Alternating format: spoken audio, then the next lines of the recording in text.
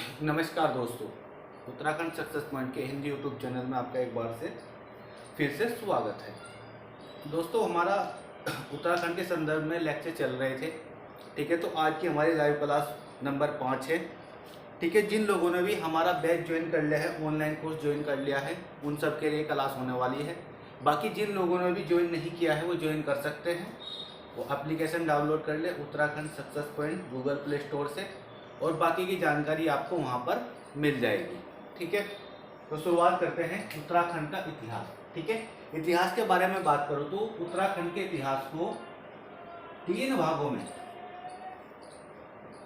कितने में, 3 भाग में बांटा गया है। उत्तराखंड के इतिहास को 3 भागों में बांटा गया है। तो ये 3 भाग कौन कौन से हैं तो देख लेते हैं एक बार। ठीक है, उत्तराखंड के इतिहास को 3 भागों में बांटा गया है। पहला है हमारा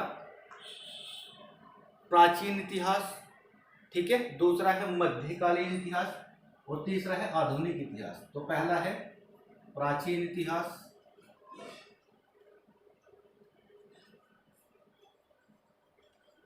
ठीक है दोस्त। दूसरा है मध्यकालीन इतिहास,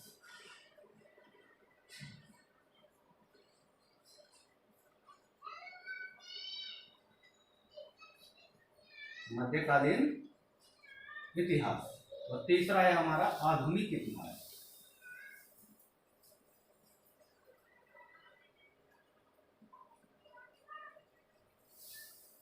आधुनिक इतिहास। ठीक है, तो उत्तराखंड के इतिहास को बेसिकली 3 भागों में बांटा गया है।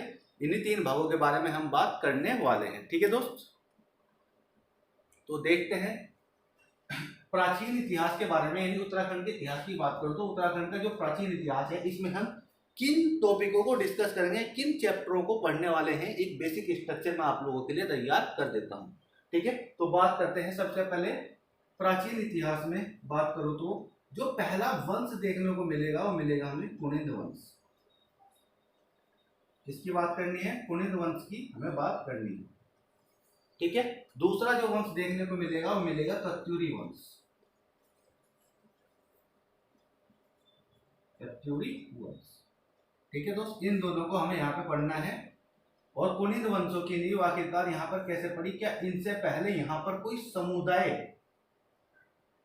या फिर कोई जाति रहा करती थी, है ना? ये भी सब हम इसमें ही डिस्कस करने वाले हैं।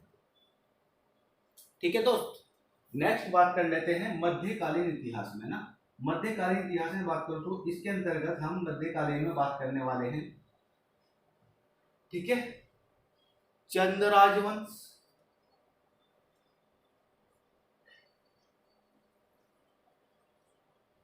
ठीक है, और इसके ही समकालीन चलता रहेगा, चंद के समकालीन ही चलेगा पवार राजवंश, गढ़वाल का पवार या परमार राजवंश। ठीक है दोस्त, और यहीं पर हम बात करने वाले हैं गोरखा शासन के बारे में। गोरखा शासन, ठीक है। आधुनिक इतिहास में बात करूं तो आधुनिक इतिहास में हम बात करेंगे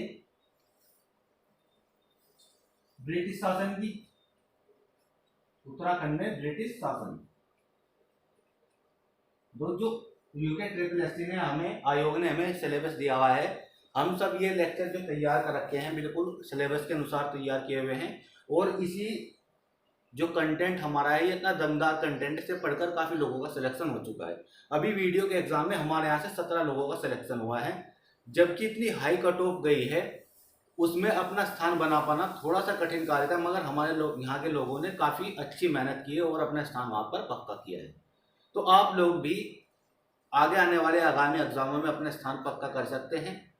जल्दी से जल्दी हमसे जुड़िए और इस कंटेंट का, इस जो हमारी सीरीज चल रही है ऑनलाइन प्लेटफॉर्म हमने शुरू किया है, इसका फायदा उठाएं और ज़्यादा से ज़्यादा लोगों को इससे जोड़ने की कोशिश करें। ठीक है, अब आप जानना चाह रहे होंगे इसके लिए फीस क्या है। अगर आप ओनली उत्तराखंड पढ़ना चाह रहे हो, केवल उत्तराखंड पढ़ना चाह रहे हो, तो आपको एक बार वन टाइम इन्वेस्टमेंट करनी है, मात्र 3000 रुपये, है ना। फिर आप कभी भी लेक्चर देख सकते हो, कभी भी लाइफ टाइम के लिए आपका वो क्या हो गया, वैलिड हो जाएगा। 3000 रुपये में पूरी उत्तराखंड आपको कवर करा दी जाए। ठीक है, अगर आप अलग से पूरा कोर्स ज्वाइन करना चाहते हैं तो इसकी फीस है मात्र 5,000 रुपये। ठीक है, मात्र 5,000 रुपये। ये भी वन टाइम इन्वेस्टमेंट है। ठीक है दोस्त, हम वन टाइम इन्वेस्टमेंट इसलिए दे रहे हैं, हमें पता है, हमें भरोसा है अपने कंटेंट पर, क्योंकि एक बार पढ़ने से ही क्या हो जाएगा, हमारा कंटेंट जो एक बार ढंग से पढ़ लेगा उसका सिलेक्शन पक्का होना है। इसलिए हम लाइफ टाइम की वैलिडिटी दे रहे हैं। ठीक है, नहीं तो लोग क्या करते हैं, जो दूसरे कोर्स करा रहे हैं, पढ़ा रहे हैं ऑनलाइन, वो 6 महीने की वैलिडिटी देते हैं, क्योंकि उन्होंने तो क्या कर रखा है, अपना बिजनेस स्टार्ट किया हुआ है ना। पर हमें इतना भरोसा है अपने कंटेंट पर, हम लाइफ टाइम इसलिए बोल रहे हैं क्योंकि हमें भरोसा है कि एक बार पढ़ने से ही आप लोगों का सिलेक्शन हो जाएगा। ठीक है दोस्त, तो आगे देखते हैं इसमें क्या बात करते हैं। ब्रिटिश शासन के बाद अगली बात करेंगे इसमें टिहरी रियासत हमें पढ़ना है। टिहरी रियासत पढ़ेंगे। ठीक है, और स्वतंत्रता आंदोलन, स्वतंत्रता आंदोलन में उत्तराखंड के विभिन्न चरण, ये तीसरा चैप्टर भी हमें इसमें ही पढ़ना है। ठीक है, तो स्वतंत्रता आंदोलन में उत्तराखंड के विभिन्न चरण। तो क्या करना है, ये पूरा बेसिक स्ट्रक्चर तैयार है जो पूरा उत्तराखंड के इतिहास को कवर करता है। ठीक है, पूरे उत्तराखंड के इतिहास को कवर करता है। ये देखने में थोड़ा सा आसान लग रहा है, पर ये काफी समय लेने वाला है आप लोगों को, है ना। इसे ढंग से पढ़ना है, क्योंकि यहाँ से सवाल बहुत ही अच्छे आते हैं, और ऐसे सवाल आते हैं जो हर कोई नहीं कर पाता है। ठीक है, तो आपको क्या करना है, बड़े ही प्यार से, ध्यान से, फोकस से पढ़ना है। ठीक है, तो शुरुआत करते हैं, प्राचीन इतिहास से हम शुरुआत करते हैं, और आज का हमारा पहला लेक्चर रहने वाला है पहले पॉइंट के ऊपर, कुनिद वंश तक मैं आपको आज पहला पॉइंट कवर करा दूंगा। ठीक है, फिर धीरे धीरे लेक्चर बाय लेक्चर हम क्या करेंगे, इस पूरे कोर्स को कंप्लीट कर चलेंगे। तो चलते हैं आगे, है ना दोस्त। तो आप देख ले, कुनिद वंश हमारा आज का टॉपिक रहने वाला है, उत्तराखंड के इतिहास।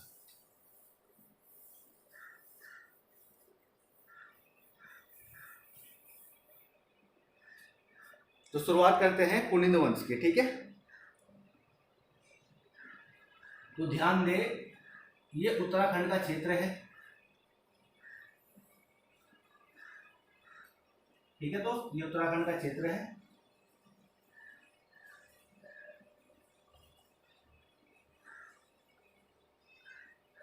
ठीक है, तो यहां पर उत्तराखंड के क्षेत्र में जो सबसे पहले कोई व्यक्ति या कोई जो लोग आकर रहे थे, समुदाय आकर रहे थे, तो उस क्षेत्र में रहा था, है ना। ये अलकनंदा नदी है, ये जो गढ़वाल और कुमाऊं की सीमा निर्धारण यानी के बीच में इन्हें बांटने का काम करती है। ठीक है, अलकनंदा नदी।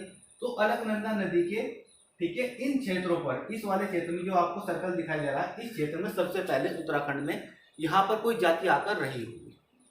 ठीक है, तो जो जाति यहाँ पर आकर रही थी, वो जाति कौन सी थी, वो जाति थी दोस्त कोल जाति। कौन सी थी, कोल जाति, जो यहाँ पर सबसे पहले आकर रही थी। ये कोल लोग थे, ये आकर यहाँ पर रहे थे। ठीक है दोस्त, कोई दिक्कत नहीं है। इसके बाद बात करो तो कोल जाति आखिरकार यहाँ पर कहाँ से आई थी, है ना। तो स्ट्रक्चर की बात करो तो यहाँ पे हम देख लेते हैं, जैसे पूरा भारत है अपना। ठीक है, तो भारत के अंदर अगर मैं बात करूं तो जैसे भारत में इस वाले क्षेत्र से यहाँ से आकर, मध्य एशिया से आकर कुछ लोग हमारे यहाँ पर आए थे। मध्य एशिया से यहाँ पर आर्य लोग आए थे। कौन आए थे दोस्त, आर्य लोग आए थे। आर्य समुदाय के लोग यहाँ पर आए थे मध्य एशिया से। ठीक है, मैक्स मुलर के अनुसार। किसका कथन है ये, मैक्स मुलर का कथन है ना। तो मैक्स मुलर के अनुसार हमारे यहाँ पर जो समुदाय आया था, सबसे पहले आर्य लोग आए थे। ठीक है, और इन्हीं आर्यों में से कुछ लोग थे जो देखने में भद्दे हुआ करते थे। ठीक है,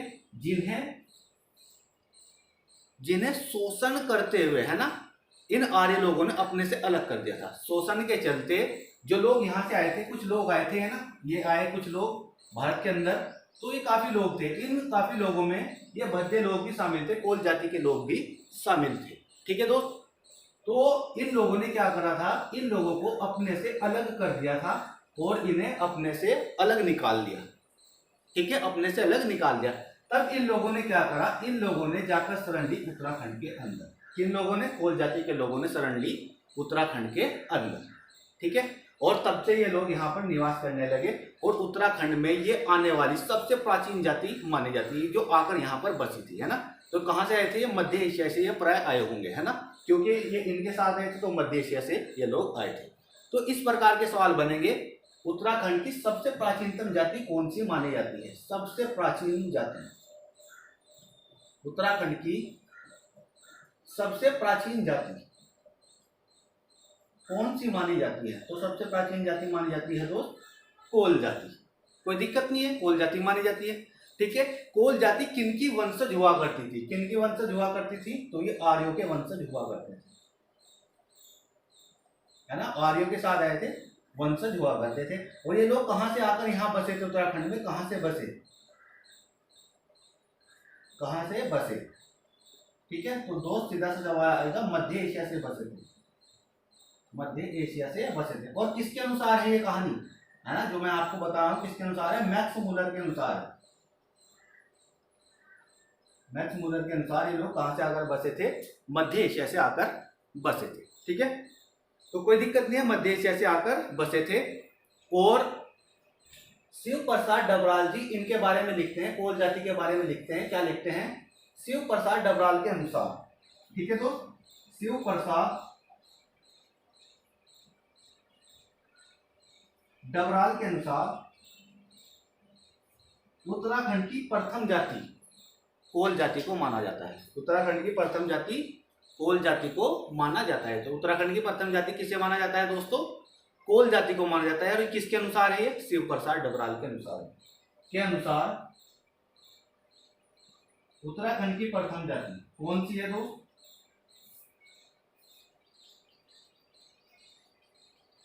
प्रथम जाति है कोल। कोल, कोई दिक्कत नहीं है, प्रथम जाति कोल है, क्या दिक्कत है? कोई दिक्कत नहीं है। अब आगे चलते हैं।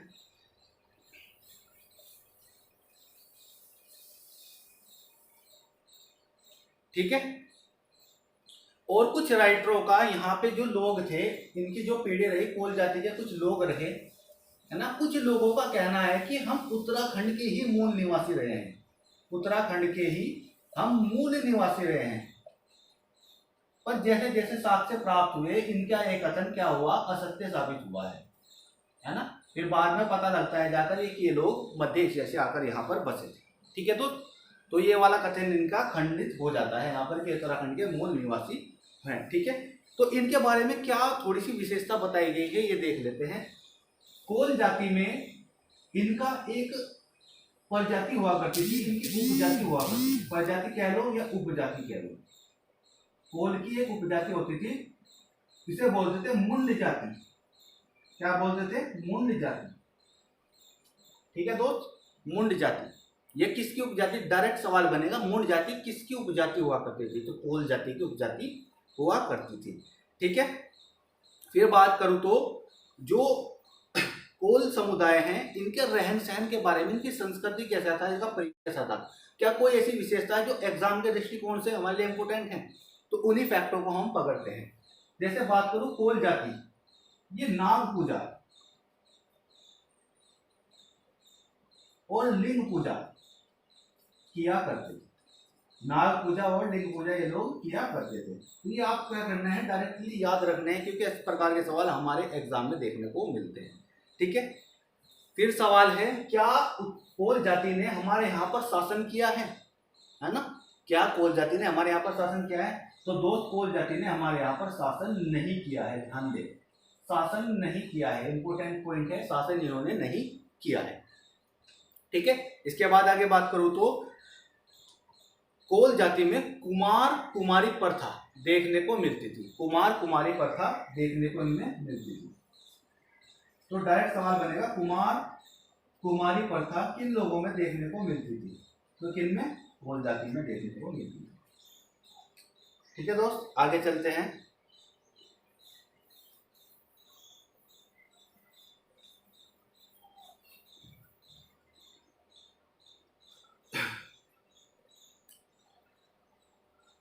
तो कुछ सवाल और बन सकते हैं इसमें, वो देख लेते हैं। जैसे कि उत्तराखंड में कोल जाति को किसने मान्यता दी थी, है ना, कोल जाति को किसने मान्यता दी थी। तो मान्यता देने वाले और अलग करने वाले एक ही लोग थे, कौन थे, आर्य लोग थे। उन्होंने ही अपने से अलग किया था और बाद में इन लोगों ने ही इन्हें मान्यता दे दी थी। ठीक है दोस्त, तो आगे चलते हैं। नेक्स्ट है, अब इन लोगों के बाद ही, ठीक है, जो ये वाला क्षेत्र था, इस क्षेत्र पे जो लोग रह रहे थे यहीं पर, इनके बाद जो लोग रहने के लिए आए इस क्षेत्र पर, जिन लोगों का कब्जा हुआ वो थी खस जाति। कौन सी थी, खस जाति, है ना दोस्त, ये थी खस जाति। सॉरी दोस्त, खस जाति से पहले किरात जाति आती है, तो किरात पहले पढ़ना पड़ेगा हमें, किरात जाति। कोल के बाद आती है किरात जाति। तो किरात के बारे में देख लेते हैं। किरात बेसिकली जो समुदाय है, किन्नर समुदाय को प्रदर्शित करने वाला समुदाय हुआ करता था, जाति हुआ करती थी। ठीक है, ये जो नाम पड़ा है किरात, ये किन्नर समुदाय को, किन्नर समुदाय से जुड़े होने के कारण ये नाम पड़ा है। किन्नर समुदाय से जुड़े होने के कारण इनका नाम किरात जाति पड़ा हुआ है। ठीक है, इसके बाद बात करूं तो कुछ पुराणों में इन्हें किर पुरुष, ठीक है, पुराणों में इन्हें किर पुरुष या फिर किर के नाम से संबोधित किया गया है। ठीक है, किरात जाति को पुराणों में क्या कहा गया है, इस प्रकार का सवाल आपको एग्जाम में देखने को मिल सकता है। पुराणों में इन्हें किर पुरुष या फिर किर कहकर संबोधित किया गया है। ठीक है, आगे चलते हैं। इसके बाद बात करूं तो नेक्स्ट है, इसके बाद बात करते हैं जो किरात जाति है, ठीक है, इनसे बाद में जाकर एक जनजाति उत्पन्न होती है ना, इनके समुदाय से ही जनजाति का जन्म होता है आगे चलकर, जो उत्तराखंड में 5 जातियों में शामिल होती है ना, 5 जनजातियों में शामिल होती है, क्योंकि उत्तराखंड में 5 ही जनजाति हैं जिन्हें मान्यता मिली थी 1967 ईस्वी में, है ना, आपको भली भांति जानकारी होगी। तो किरात जाति का जो वंश था, इस वंश से आगे चलकर थारू जनजाति जन्म लेती है। ठीक है, तो ये थारू जो लोग हैं इनके ही वंशज माने जाते हैं, ऐसा बताया जाता है। ठीक है, थारू जो जनजाति है वो किन के वंशज माने जाते हैं, किरातों के वंशज माने जाते हैं। ठीक है, आगे चलते हैं। इनकी जो भाषा है, किरात जाति की जो भाषा है वो क्या है, मुंडा भाषा है। भाषा क्या बताई गई है, मुंडा बताई गई है। और ध्यान दे, कोल जाति जब यहाँ रह रही थी, तो जब किन्नर, ये किरात जाति आई, कोल जाति यहाँ पर है, किरात जाति ने आकर इस क्षेत्र को सबसे पहले अपना बसेरा नहीं डाला, उत्तराखंड में इन्होंने इस क्षेत्र में अपना बसेरा डाला है ना, डीडी हाट क्षेत्र में अपना बसेरा डाला, डीडी हाट पिथौरागढ़ में अपना बसेरा डाला। और फिर इसके बाद यहाँ से ये लोग यहाँ पर आकर रहने लगे थे, और कोल जाति यहाँ से क्या हो गई थी, धीरे धीरे कम होनी शुरू हो गई थी, यहाँ से पलायन करना शुरू कर दिया था। ठीक है, आगे चलते हैं। नेक्स्ट है, तो किरात जाति ने उत्तराखंड में सर्वप्रथम अपना निवास स्थान किसे बनाया, इस प्रकार का सवाल आपको देखने को मिल जाएगा। तो उत्तराखंड में किरात जाति ने सर्वप्रथम अपना निवास स्थान डीडी हाट अस्पोर्ट को बनाया। किसे बनाया, डीडी हाट अस्पोर्ट को बनाया। और ये जानकारी हमें कहाँ से मिली, बाण भट्ट की पुस्तक कादम्बरी, बाण भट्ट की पुस्तक कादम्बरी से हमें यह जानकारी मिली, कादम्बरी से हमें यह जानकारी मिलती है। ठीक है, इसके बाद बात करूं तो आगे चलते हैं। किरात जाति को हमारे यहाँ के हिंदी में भी उन्होंने अपना योगदान है, मशहूर एक इतिहासकार रहे हैं जॉर्ज गिरियासन, है ना, जॉर्ज गिरियासन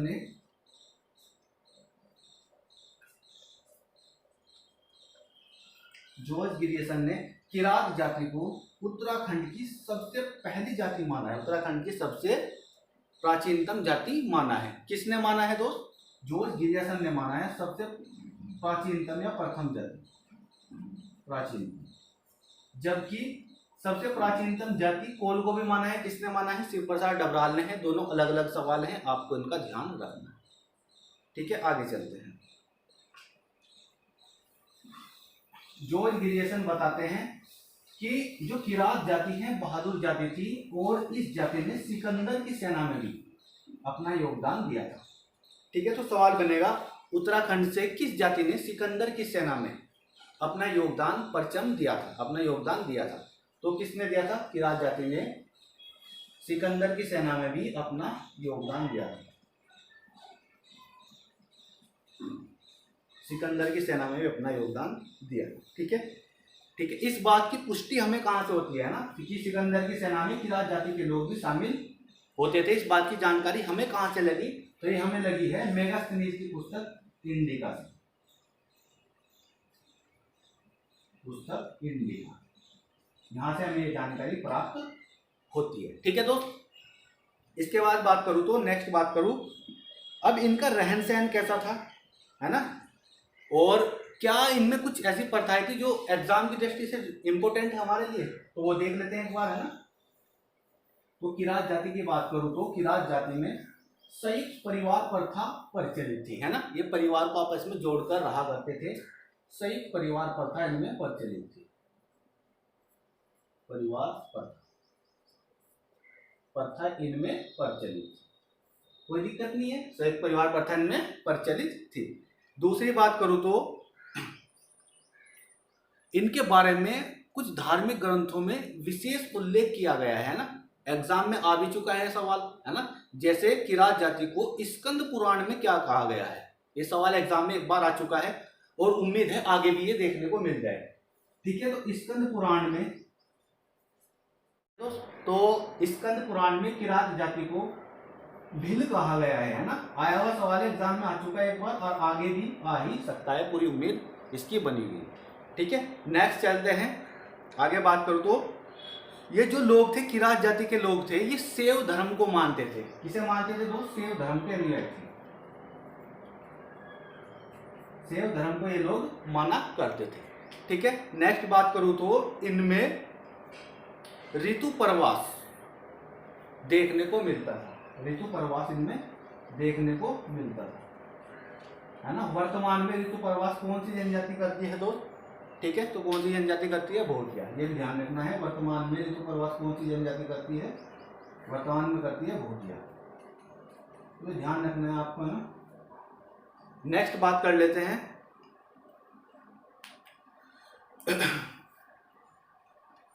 कालिदास का कौन सा ग्रंथ, कालिदास का कौन सा ग्रंथ किरात जाति के बारे में जानकारी देता है? कालिदास का कौन सा ग्रंथ, कालिदास का कौन सा ग्रंथ किरात जाति के बारे में जानकारी देता है? तो रघुवंश देता है। ये भी आपको डायरेक्टली ध्यान रखना है। ठीक है, तो इन लोगों के बाद, अब इन लोगों के बाद, ठीक है, यहीं पर यहां से एक और जाति, कोल का ही सब पार्ट बनता है इनका, है ना, सब्बर जाति।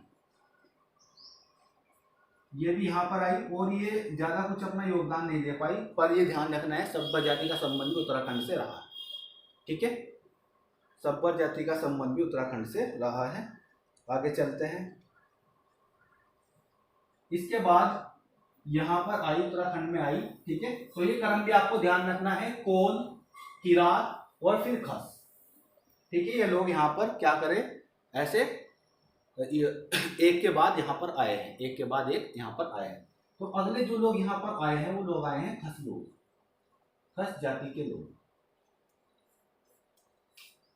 खस जाति के लोग यहाँ पर आए हैं। ठीक है, तो खस जाति ने, तो पहले ये देख ले कि ये लोग क्या थे, है ना। आखिरकार ये लोग कौन सी जाति है, कहाँ से पनपी है।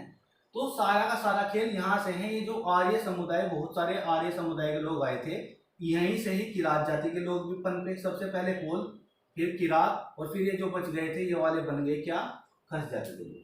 तो ये यही लोग थे, यानी सारे के सारे तीन जाति हैं, तीनों को आर्य का वंशज माना जाता है। ये आर्य ही लोग हुआ करते थे। ठीक है, तो खस जाति ने भी क्या करा, यहाँ पर किनका वंशज है, ये आर्य हुआ, ये भी आर्य ही हुआ करते थे। ठीक है दोस्त, आगे चलते हैं। खस जाति ने उत्तराखंड में जातियों में, इन जातियों में सर्वाधिक समय व्यतीत किया। सर्वाधिक समय तक रहने वाली सबसे पहले जाति, सबसे पहले सर्वाधिक समय व्यतीत करने वाली, सर्वाधिक समय तक रहने वाली, उत्तराखंड में सर्वाधिक समय तक, उत्तराखंड में सर्वाधिक रहने वाली जाति कौन सी है दोस्त? तो खस जाति, खस जाति। ठीक है, आगे चलते हैं। ये जो लोग थे, इन लोगों को, खस जाति को 1895 ईस्वी में शूद्र वर्ग में शामिल किया गया था। सबसे ज्यादा महत्वपूर्ण सवाल है, आने वाला सवाल है। ठीक है, खस जाति को शूद्र वर्ग में 1895 में शामिल किया गया था। यह डेट आपके लिए, सन आपके लिए बहुत ज्यादा इंपॉर्टेंट रहने वाला है। ठीक है, तो ये जो लोग थे, इनके समय में ये लोग, इनसे पहले जो लोग थे ये शैव धर्म को मानते थे, और ये जो लोग थे बौद्ध धर्म को मानते थे। ठीक है, तो खस जाति के लोग किस धर्म को माना करते थे? बौद्ध धर्म को माना करते थे। तो इनके समय में बौद्ध धर्म का सर्वाधिक प्रचार प्रसार हुआ है। एग्जाम में आएगा, उत्तराखंड में किस जाति के समय, उत्तराखंड में किस जाति के समय बौद्ध धर्म का सर्वाधिक प्रचार प्रसार हुआ है? तो किसके समय हुआ है प्रचार प्रसार सर्वाधिक? खस जाति के समय हुआ है। ठीक है, आगे चलते हैं दोस्त। तो इन लोगों के रहन सहन को देख लेते हैं। क्या कुछ ऐसे सवाल हैं जो हमारे लिए बहुत ज्यादा इंपॉर्टेंट हो एग्जाम की दृष्टि से? तो देख लेते हैं। खस जाति में टिकुआ प्रथा प्रचलित थी। टिकुआ प्रथा इनमें प्रचलित थी। टिकुआ प्रथा मतलब कि विधवा जो औरत होती है वो अपनी मर्जी से किसी भी पुरुष से शादी कर सकती थी। इस प्रथा को बोलते हैं टिकुआ प्रथा। ठीक है, नेक्स्ट है, इनमें घर जमाई की प्रथा प्रचलित थी। घर जमाई, ये तो आप जानती हो, भली बात है ना, घर जमाई की प्रथा, घर जमाई रखना है ना। नेक्स्ट बात कर लेते हैं, इनमें झटेला प्रथा प्रचलित थी। झटेला प्रथा, ठीक है, मान लो झटेला प्रथा ऐसा है कि जब किसी का विवाह होता है या उसकी पत्नी मर जाए, ठीक है, या वो उसका आदमी मर जाए वहां पे, तो उनसे जो पहली संतान होगी उस पहली संतान को झटेला बोलते थे लोग, और ये झटेला प्रथा ही हुआ करती थी। ठीक है, चले आगे। इसके बाद इनमें पशु बलि प्रथा हुआ करती थी। पशु की बलि ये दिया करते थे, जो सिंपल ही, ठीक है, और इनमें देवदासी प्रथा हुआ करती। ठीक है, सबसे ज्यादा इंपॉर्टेंट है देवदासी। देवदासी प्रथा, ये क्या करते थे, अपनी पहली संतान को, है ना, जो क्या हो, लड़की हो, उसे मंदिर में दान दिया करते थे। पहली संतान अगर लड़की हुई तो उसे मंदिर में दान ये कर दिया करते थे। यह प्रथा हुआ करती थी, देवदासी प्रथा। ठीक है, अब इन खसों के बाद यहाँ पर पहली बार शासन करने के लिए उत्तराखंड में कोई शक्ति यहाँ पर सामने आती है। ठीक है, और इनके बाद जो लोग आए हैं वो हैं, यहाँ पर जो लोग आए हैं उनका नाम है कुनिंद लोग या फिर कत्यूरी लोग, है ना। ये साथ साथ ही आए हैं, मगर पहले कुनिंद आए हैं फिर कत्यूरी आए हैं। ठीक है, तो हमें क्या करना है दोस्त, कुनिंद वंश पढ़ना है और कत्यूरी वंश पढ़ना है। ठीक है, और हमारा प्राचीन भारत एक तरीके से यहाँ पर कंप्लीट हो जाए। ठीक है, तो देख लेते हैं थोड़ा सा।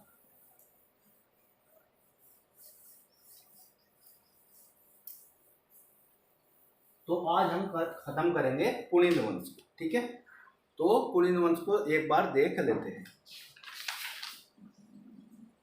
तो शुरुआत करते हैं कुनिंद वंश की।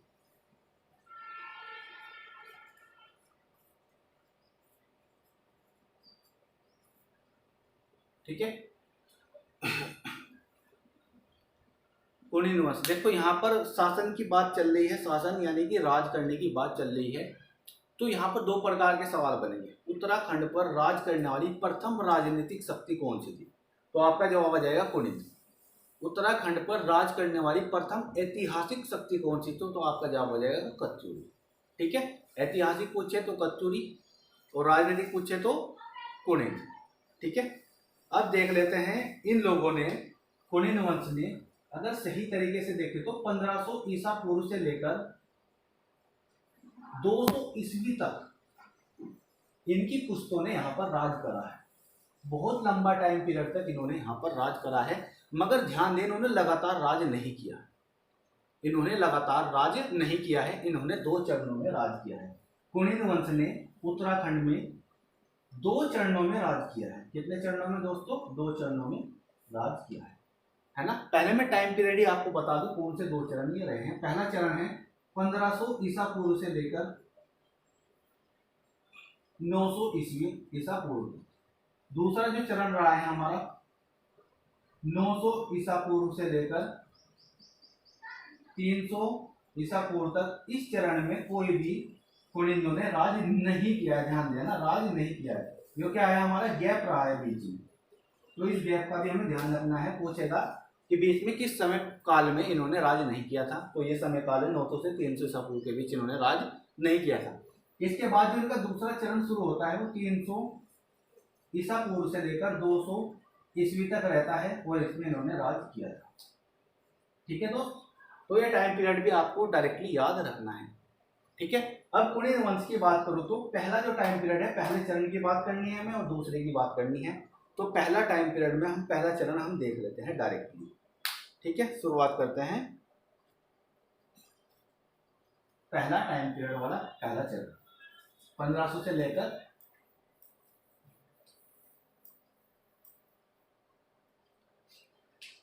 प्रथम चरण की बात करूं तो प्रथम चरण में कुनिंदों ने कैसे राज किया है ना। प्रथम चरण तो देख लेते हैं 1500 ईसा पूर्व से लेकर 900 ईसा पूर्व तक। ठीक है, ये इसका पहला चरण है कुनिंदों का, इन्होंने यहाँ पर राज किया है। ठीक है दोस्त, तो जब इन्होंने राज किया यहाँ पर हमें ज्यादा जानकारी नहीं मिल पाई है। यहाँ पर हमें केवल 2 ही राजाओं की जानकारी मिलती है कि कुनिंदों में कुनिंद वंश की जो नींव डाली थी, जो संस्थापक माना जाता है वो सुभाव को माना जाता है, राजा सुभाव को माना जाता है। ठीक है, राजा सुभाव को माना जाता है। तो राजा सुभाव ने क्या करा दोस्त, जैसे ही इसकी नींव डाली प्रथम चरण में, तो इसने जो राज करने वाला क्षेत्र था वो चुना श्रीनगर का क्षेत्र। कौन सा चुना? इसने जो क्षेत्र चुना श्रीनगर का क्षेत्र चुना और श्रीनगर को अपनी प्रथम राजधानी बनाया। इसके बाद अपनी राजधानी कालकूट ले आता है, देहरादून कालसी। ठीक है, ये इसकी दूसरी राजधानी रहती है। सुभाव के बारे में बताया जाता है कि सुभाव ने महाभारत युद्ध में पांडवों की सहायता करी थी।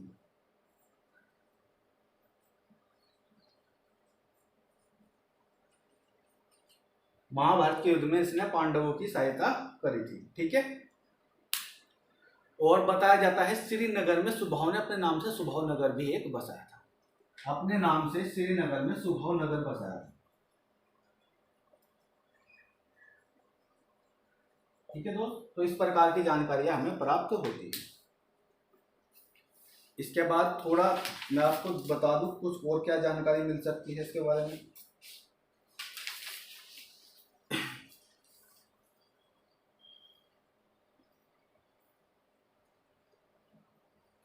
इसमें सवाल बनेगा दोस्तों सुभाव के ऊपर, कुनिंदों के किस राजा को इंद्र का अवतार माना जाता है? सुभाव को इंद्र का अवतार भी माना जाता है ना, कुनिंदों में इंद्र का अवतार सुभाव को माना जाता है। तो इस प्रकार के सवाल भी आपको देखने को मिल जाएंगे। फिर इसमें सवाल क्या बनेगा दोस्तों, कुनिंद राजवंश में किले की किलेबंदी करवाने वाला राजा कौन था, है ना। किले की किलेबंदी करवाने वाला राजा कौन था? तो ये तो इसके बाद का राजा है। इसके बाद जो वाला राजा बनता है राजा विराट बनता है। और विराट क्या करता है, राजा बनते ही अपने किले की किलेबंदी करवा लेता है। किलेबंदी करवाने वाला पहला राजा कौन है? राजा विराट है ना। किलेबंदी करवाने वाला पहला राजा कौन सा है? राजा विराट है। और ये क्या करता है, अपने नाम से नगर बसाता है विराट नगर। और विराट नगर में अपनी राजधानी कहां से? कालकूट से अपनी राजधानी विराट नगर ले आता है।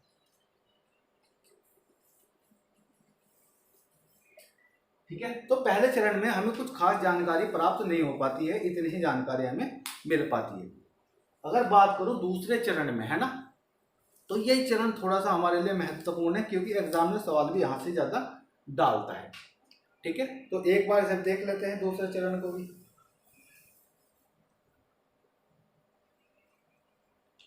तो दूसरे चरण की बात करूं तो दूसरे चरण को जो शुरुआत या संस्थापक दूसरे चरण में माना जाता है वो विषदेव है या विषम देव को माना जाता है।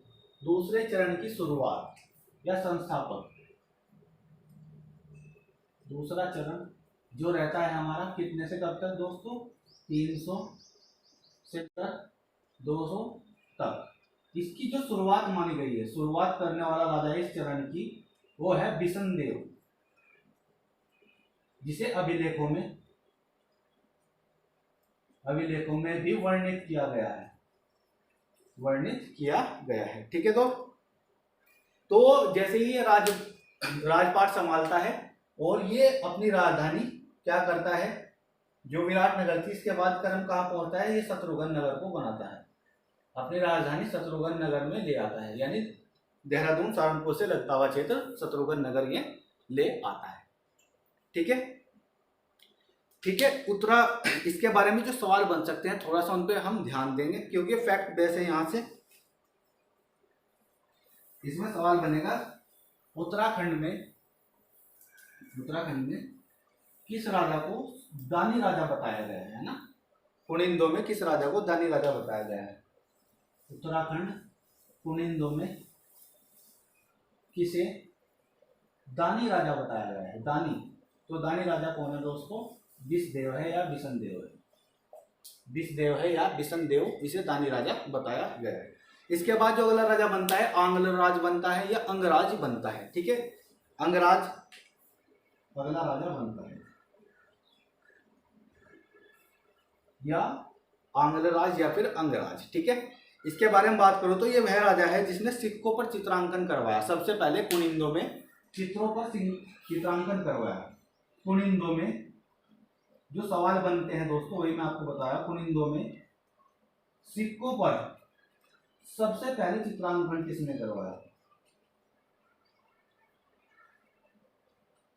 चित्रांकन किसने करवाया। कुनिंदो में सिक्कों पर सबसे पहले चित्रांकन किसने करवाया दोस्तों, तो किसने करवाया है, ये करवाया है अंगराज ने। ठीक है, और कैसा चित्रण करवाया है, हिरण का चित्र बनवाया दोस्तों। किसका, हिरण का चित्र बनवाया है। और जो दूसरी साइड है घोड़े के ऊपर तलवार लिए एक राजा का चित्र बनवाया है। ये भी आपको ध्यान रखना है। इसके बाद कुछ राजा बने हैं धनभूति, सेकंड बलभूति, अमोघभूति। ठीक है, तो एक राजा का क्रम बता देता हूँ आपको, है ना। सारे तो हमारे यहाँ पे स्रोतों की कमी है, सारे बता पाना थोड़ा सा मुश्किल कार्य हो जाएगा, पर मैं आपको एक थोड़ा छोटा सा बता ही देता हूँ ना। सबसे पहले दूसरे चरण में जो शुरुआत करी है विषदेव, इसके बाद अगला राजा अंगराज या अंग्लराज। ठीक है, अगला राजा अंगराज के बाद धनभूति, फिर इसके बाद धनभूति सेकंड। ठीक है, फिर बलभूति। ठीक है, बलभूति के बाद बात करूं तो अमोघभूति, फिर मनमथ, फिर शिवदत्त, फिर हरिदत्त, फिर हरपालिक। ठीक है, इसके बाद बलभूति के बाद नेक्स्ट है अमोघभूति,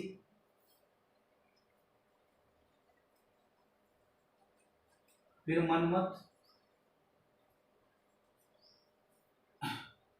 मनमथ के बाद शिवदत्त, फिर हरिदत्त, शिवदत्त, हरिदत्त, शिवपालित।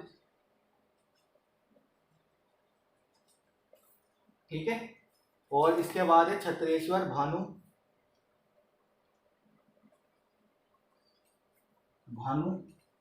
और रावण।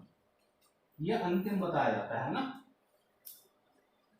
इसके भी कुछ सब जो वंशज रहे हैं, मगर उन्हें ज्यादातर क्या प्रभाव में नहीं रह पाए हैं। ठीक है, वहां से क्या हुआ, यहाँ के बाद कुणिद वंश चितर बितर होना शुरू हो गया। ठीक है, तो अभी कुणिद राजवंश अधूरा है ना। तो कल की क्लास में हम इसे पूरा करेंगे और कुनिंदो के बाद कत्यूरी पर भी हम थोड़ा आने की कोशिश करेंगे। ठीक है, तो आज हमारा टाइम हो गया है। ठीक है दोस्त, तो आज की क्लास इतने ही, और थैंक यू दोस्त।